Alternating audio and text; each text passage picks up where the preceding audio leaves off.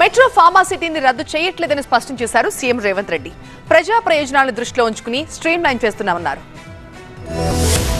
హైదరాబాద్ లో సచివాలయంలో CM Revanth Reddy media ప్రతినిధులతో జరిపిన చిట్చాట్ లో ఆసక్తికర విషయాల్ని చెప్పారు. శంషాబాద్ విమానాశ్రయానికి వెళ్లే మెట్రో దూరం తగ్గిస్తామని, ఎంజీబీఎస్ నుంచి పాతబస్తీ మీదుగా విమానాశ్రయానికి మెట్రో మార్గాన్ని ఏర్పాటు చేస్తామన్నారు. నాగోల్ నుంచి ఎల్బీ నగర్, చంద్రాయనగుట్ట వద్ద విమానాశ్రయానికి వెళ్లే మెట్రో లైన్ కి లింక్ చేస్తామని చెప్పారు. అవసరమైతే మియాపూర్ నుంచి రామచంద్రపురం, మైండ్ స్పేస్ వరకు ఉన్న మెట్రోను ఫైనాన్షియల్ డిస్ట్రిక్ట్ వరకు పొడిగిస్తామన్నారు. తాము కొత్తగా ప్రతిపాదించబోతున్న మెట్రో కారిడార్లు గత ప్రభుత్వం ప్రతిపాదించిన ఖర్చుతో పోలిస్తే తక్కువ ఖర్చుతోనే పూర్తవుతాయని సీఎం రేవంత్ రెడ్డి చెప్పారు. Pharma city, ring road, regional ring road మధ్య జీరో కాలుష్యంతో ప్రత్యేక క్లస్టర్లు ఏర్పాటు చేస్తామన్నారు ఆయన. ప్రత్యేక క్లస్టర్ల దగ్గర పరిశ్రమల్లో పనిచేసే వారికి ఇళ్ల నిర్మాణం చేపడతామని, కార్మికులు హైదరాబాద్ వరకు రాకుండా అక్కడే అన్ని ఏర్పాట్లు చేస్తామన్నారు. యువతకు అవసరమైన నైపుణ్యాలు పెంచేందుకు ప్రత్యేక విశ్వవిద్యాలయాలను ఏర్పాటు చేస్తామన్నారు. అంతర్జాతీయ స్థాయిలో ప్రమాణాలు కలిగిన సంస్థలు, ప్రముఖ పారిశ్రామికవేత్తల ద్వారా శిక్షణ ఉంటుందన్నారు. ఈ నైపుణ్యాలకు సాధారణ డిగ్రీలకు ఉండే అర్హతలన్నీ ఉంటాయని చెప్పిన సీఎం రేవంత్ రెడ్డి